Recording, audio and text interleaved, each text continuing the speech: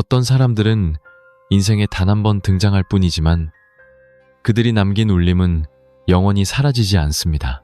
오래 살아야 위대해지는 건 아닙니다. 오히려 짧은 생이기에 그들의 빛은 숨이 막힐 만큼 찬란하게 빛났습니다. 유재하, 그 이름을 떠올릴 때면 한국 음악을 사랑하는 이들의 마음엔 깊은 한숨이 스며듭니다. 그것은 실패의 한숨이 아닙니다. 단지 그가 너무 빨리 떠났기 때문입니다. 단 1년의 활동, 단 하나의 앨범, 그리고 25의 나이에 찾아온 갑작스런 교통사고. 그러나 이상하게도 그 짧은 여정만으로 그는 한 세대를 형성했고 한국 발라드의 뿌리가 되었으며 수많은 이들의 가슴에 영원한 상징으로 남았습니다. 대형 콘서트도 없었습니다. 화려한 스캔들도 없었습니다. 조명을 받는 시상식조차 없었습니다. 유재하가 남긴 단 하나의 유산은 바로 음악으로 쓴 일기장이었습니다. 섬세하고 맑고 누구도 완전히 이해할 수 없던 외로움을 품은 멜로디. 그리고 그는 떠났습니다. 마치 세상의 가장 아름다운 사랑 노래를 남기기 위해 잠시 다녀간 사람처럼요. 오늘 비하인드 더 라임라이트는 여러분을 1987년으로 안내합니다. 한국 음악계가 한 천재의 조용한 등장에 숨을 멈췄던 그 해로 다시 한번 귀 기울이며 왜 사람들이 유재하를 요절한 천재라고 부르는지 함께 되새겨봅니다. 유재하는 1962년 6월 6일 경상북도 영천에서 태어났습니다. 작고 조용한 시골 마을. 아침이면 새소리와 들판의 바람이 어린 소년의 마음속 깊이 스며들곤 했던 곳이었죠. 가정 형편은 넉넉하지 않았지만 그에게는 아주 소중한 것이 있었습니다. 바로 음악입니다. 아버지는 아마추어 색소폰 연주자였고 어머니는 주방에서 늘 전통 민요를 흥얼거리곤 했습니다. 아마 그 소박한 집안에서 유재하는 음악이란 것이 단지 명성을 위한 도구가 아닌 마음을 어루만지고 고요히 속삭이는 존재임을 배웠는지도 모릅니다. 어릴 적 그는 집 근처 교회의 오래된 피아노에 푹 빠졌습니다. 또래 아이들이 바깥에서 자전거를 타며 놀 때 그는 건반 앞에 앉아 몇 시간이고 멜로디를 연주했습니다. 그가 치는 곡은 어른들도 이해할 수 없을 만큼 깊었고 어린 나이에 이미 음악은 그의 언어, 그의 고독, 그의 꿈이 되었습니다. 중학교에 들어갈 무렵 사람들은 그에게서 예술적인 기운을 느꼈습니다. 활발하진 않았지만 그의 눈빛은 언제나 먼 곳을 바라보는 듯했고 늘 어딘가에서 들려오는 소리를 듣고 있는 사람 같았죠. 말수는 적었지만 기타나 피아노를 잡는 순간 세상은 조용해졌습니다. 유재하의 유년 시절은 극적인 사건으로 채워지진 않았지만 감정으로 가득한 하늘이었습니다. 예민한 영혼은 일찍이 자신이 남들과 다르다는 걸 깨달았고 어쩌면 그 순간부터 운명은 조용히 그의 삶에 쉼표 하나를 그어두었는지도 모릅니다. 길게 살기보다 깊게 살도록, 요란하기보다 아름답게 살아가도록. 1981년 유재하는 한국에서 가장 명성 있는 예술대학 중 하나인 한양대학교 실용음악과에 합격했습니다. 이곳에서 그의 재능은 명확하게 드러나기 시작했습니다. 다양한 악기를 자유자재로 다루고 편곡과 화성에 대한 이해도는 또래를 훌쩍 뛰어넘었죠. 그는 단순하고 예상 가능한 사랑 노래에는 흥미가 없었습니다. 그는 깊이 있는 음악, 영혼의 교향곡 같은 곡을 만들고 싶어 했습니다. 가사 하나, 하나에도 삶의 무게를 담고자 했습니다. 졸업 후 그는 조용필과 위대한 탄생의 세션 멤버로 활동하게 됩니다. 누구에게나 꿈같은 기회였지만 그는 몇 개월 만에 자진해서 팀을 떠납니다. 갈등도 실패도 아닌 이유, 단지 그는 남의 음악을 연주하는 것에 익숙해지지 못했을 뿐이었습니다. 유재하는 누군가의 배경이 되기 위해 태어난 사람이 아니었습니다. 그는 자신의 목소리를 세상에 들려주고 싶었습니다. 너무 오랫동안 마음속에 쌓여있던 소리들을요. 그래서 그는 한없이 외롭고 무모한 여정을 시작합니다. 작사, 작곡, 편곡, 연주, 녹음, 프로듀싱까지 모두 혼자서 해낸 첫 번째 앨범 작업. 그 당시 한국에서 이런 도전을 감행한 사람은 거의 없었습니다. 그리고 1987년 9월 앨범 사랑하기 때문에 가세상에 나옵니다. 화려한 쇼케이스도 대대적인 홍보도 없었습니다. 그저 한 청년이 떨리는 마음으로 스튜디오에 들어가 마치 신성한 공간에 발을 들이듯 음악을 남겼습니다. 앨범 속 곡들은 고전 서양 음악의 정서를 담으면서도 섬세한 동양의 감성을 어우르는 독특한 분위기를 가졌습니다. 내 마음에 비친 내 모습, 그대, 내 품에, 사랑하기 때문에. 각 곡은 마치 외로운 한 사람의 마지막 고백처럼 들려왔습니다. 하지만 발매 당시 대중은 이 앨범을 쉽게 받아들이지 못했습니다. 너무 복잡했고 너무 달랐으며 무엇보다 시대를 앞서 있었습니다. 대중은 아직 준비되지 않았던 거죠. 귀에 익은 후렴구도 없고 유행을 좇지도 않으며 누구를 만족시키려 하지도 않은 음악을 받아들일 준비가 유죄하는 말이 없었습니다. 불평하지 않았습니다. 그저 묵묵히 다음 곡을 준비하고 있었습니다. 그러다 운명이 찾아왔습니다.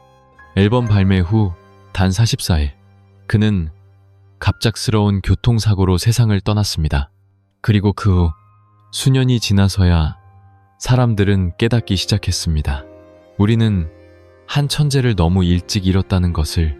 1987년 11월 1일 첫 앨범이 세상에 나온 지 한 달 조금 넘은 어느 날 TV의 짧은 뉴스 속보가 음악계를 얼어붙게 만들었습니다.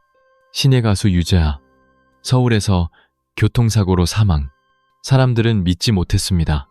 그는 이제 막 세상에 발을 내디뎠고 그의 음악을 제대로 알아보기도 전에 처음이자 마지막 무대가 되어버린 순간이 찾아왔습니다.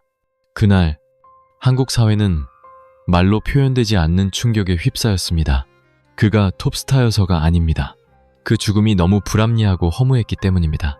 꽃이 피기도 전에 꺾인 한 청춘, 아름다운 꿈을 품고 있던 예술가가 조용히 사라졌습니다.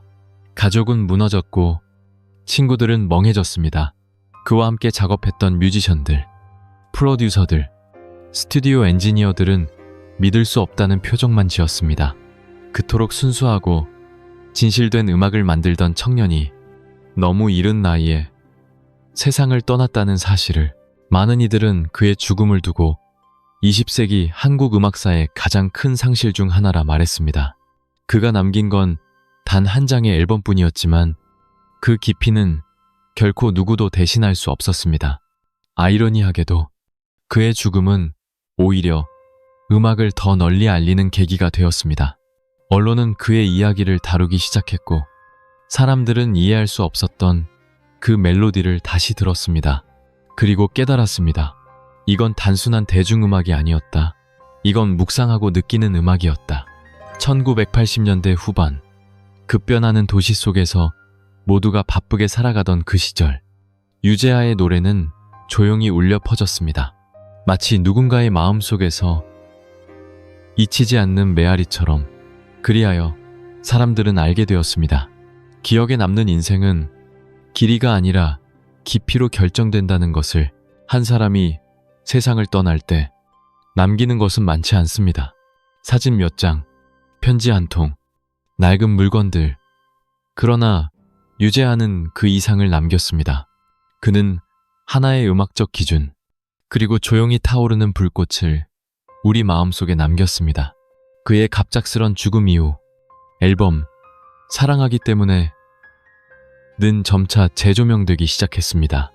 음악 전문가, 후배, 뮤지션, 음악 대학생들, 그리고 일반 대중까지 마치 잊혀졌던 보석을 찾듯 그의 음악을 다시 듣고 다시 느끼기 시작했습니다. 이전에는 어렵다고 느꼈던 음악이 다시 들으면 들을수록 이토록 섬세한 음악을 처음부터 이해할 수는 없었구나 라는 깨달음으로 바뀌었습니다. 그리하여 시간이 흐를수록 유재하는 전설이 되었습니다. 단지 요절했기 때문이 아니라 그가 남긴 음악이 시대를 초월한 가치를 지니고 있었기 때문입니다. 1989년 그가 떠난 지 2년 뒤 유재하 음악경연대회가 시작됩니다. 그의 가족이 설립한 이 대회는 아들이 미처 다 펼치지 못한 꿈을 다음 세대가 이어가길 바라는 마음에서 비롯되었습니다. 이 대회는 단순한 경연이 아닙니다. 상업성과 무관하게 진심을 담은 음악을 추구하는 젊은이들을 위한 무대입니다. 그리고 이 무대에서 수많은 인재들이 등장했습니다. 유희열, 조규찬, 그리고 방시혁, 훗날 BTS의 아버지라 불리는 인물까지 그들 모두 이렇게 말합니다. 유재하가 없었다면 한국 음악은 지금의 모습이 아니었을 것이다. 그의 영향력은 곡수나 음반 판매량으로 설명되지 않습니다. 그는 숫자보다 더 큰 무언가를 남겼습니다. 그것은 음악이란 무엇인가에 대한 근본적인 정의였습니다. 음악이란 내면의 목소리이며 자기 자신에게 진실할 용기라는 것, 예술이란 요란하지 않아도 된다는 것, 때로는 조용한 한마디 진심이 더 큰 울림이 된다는 것. 그날 자동차가 미끄러지지 않았다면 어땠을까요? 길이 조금만 덜 미끄러웠다면, 운명이 조금만 덜 잔인했더라면 우리는 유재하의 또 다른 앨범을 만날 수 있었을까요? 그는 현대 한국 음악의 베토벤처럼 한 세대를 이끄는 거장이 되었을지도 모릅니다.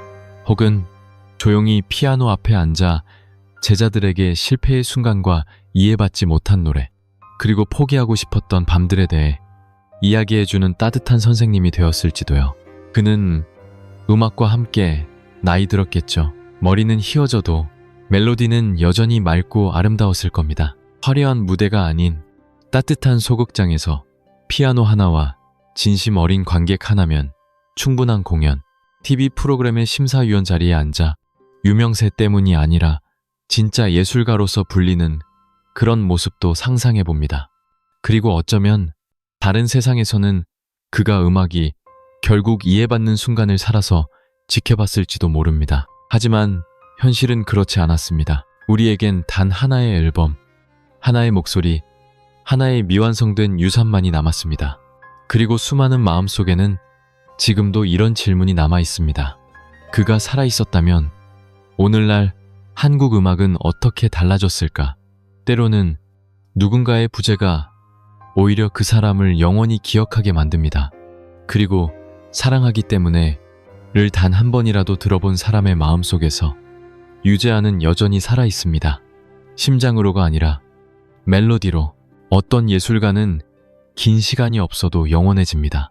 수백 개의 히트곡도 수천 번의 무대도 남기지 않았지만 그들은 단 하나를 남깁니다.